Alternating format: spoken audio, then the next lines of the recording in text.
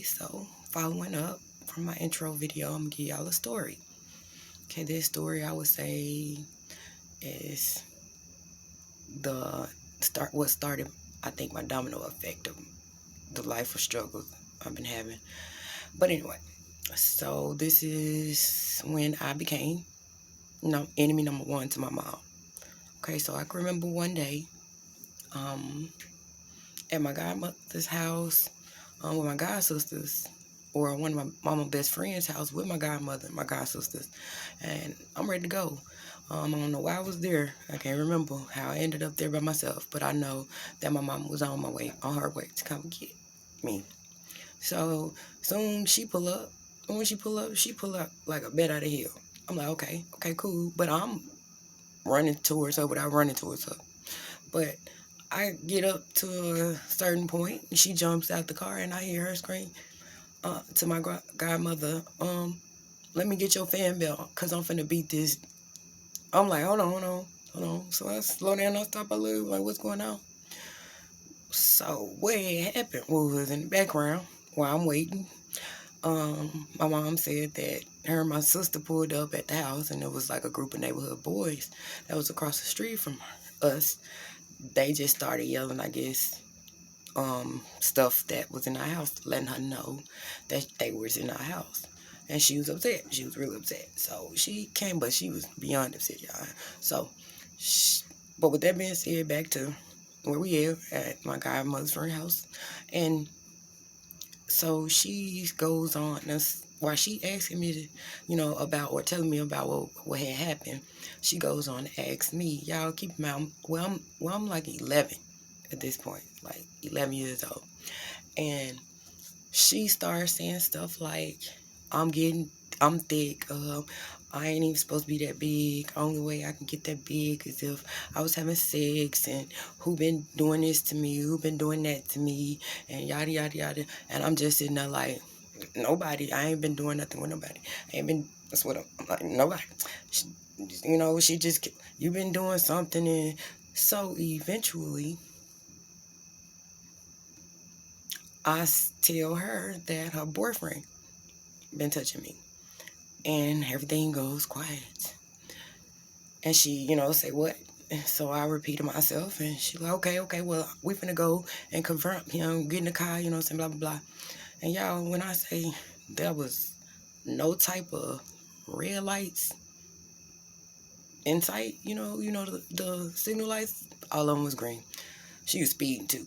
So we we end up at our house, and we goes to pick up my sister.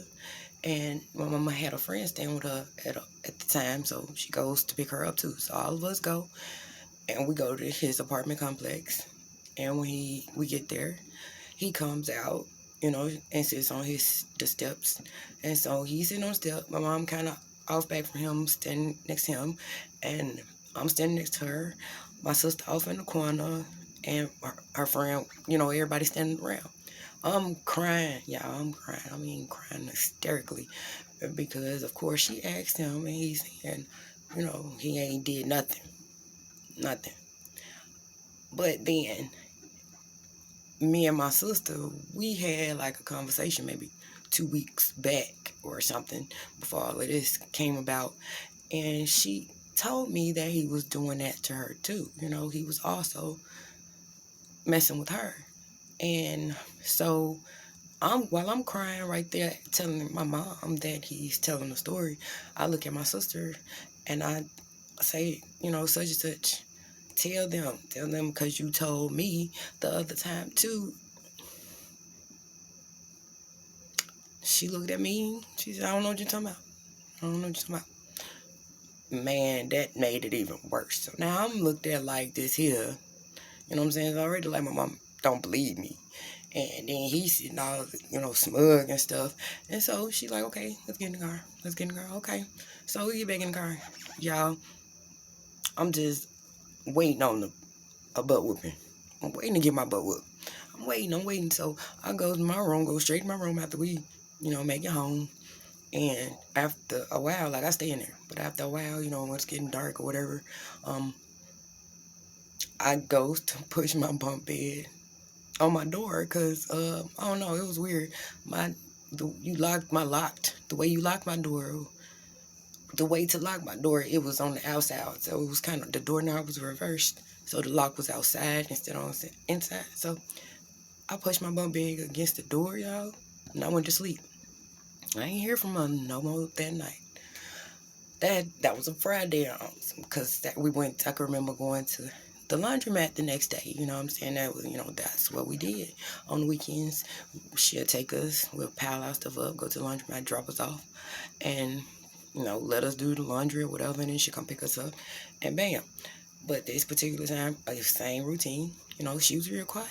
She was real quiet the whole time. We loaded up. Of course, she was looking all like this in the face, but we went and did the regular routine. She picked us up.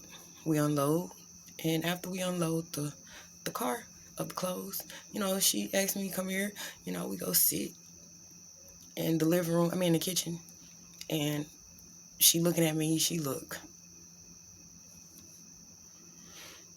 It's just like she's just devastated. Like her heart is just broke in a million pieces. Like, it was just a hard pause for a second. And then, like, she just started badgering me about the whole situation. Like, she asking me all type of questions, but they was all the same questions, just arranged differently. It felt like she wanted me to say something different. Like, I'm sitting here, like, in my head, like, why would I lie about something like this? Why would I say that of all things? You know what I'm saying? I'm just a kid, but not knowing, because people do that. But me thinking I was thinking, like, why would I lie about it? What would make me say? But that's in my head.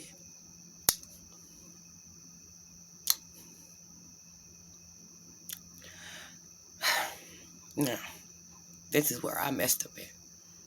This is where I messed up. So, what happened next was,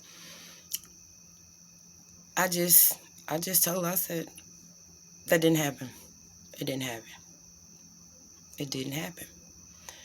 And it was like, when I said it took me one time to say it didn't happen, for her to go into the next room, rip out the nearest cord, the auxiliary cord, central cord she can grab, and ran back in the kitchen, and she wore my out. It was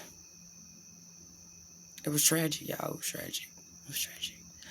I don't know how, but we made it up in the living room, and I know I could remember myself cowering in the corner between the wall and a couch, and she just threw the cord down, and she squatted up with me, y'all. She squatted up with me like I was somebody on the street, and boop, boop, I'm just like, okay.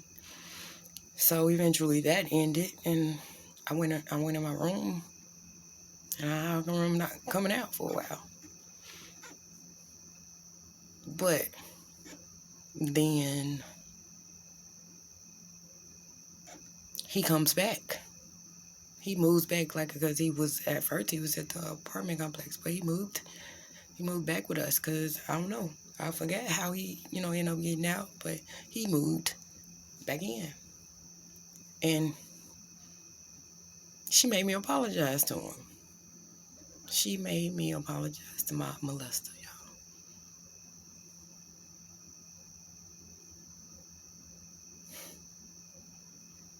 y'all. What? Yep, she made me do that. But okay, so that's when everything, I guess, normalized to me. Like, I guess this is what's supposed to happen, I guess. But of course, it continued. I don't know if it continued with my sister. Now we didn't, because the level of betrayal there, like, come on, like, are you serious right now? But I yeah, after that incident, any boy toy she had or any, I was subject to a certain level of, like, scrutiny or something like that, because it was one incident where she said to me, like, she was with somebody, and they said my name. And so it was just like, why are they saying your name? And I'm like, come on, I'm 11 years old. I don't know. I don't know. So yeah, it was like a competition there, always. And I'm 11, y'all. So let me know what y'all think.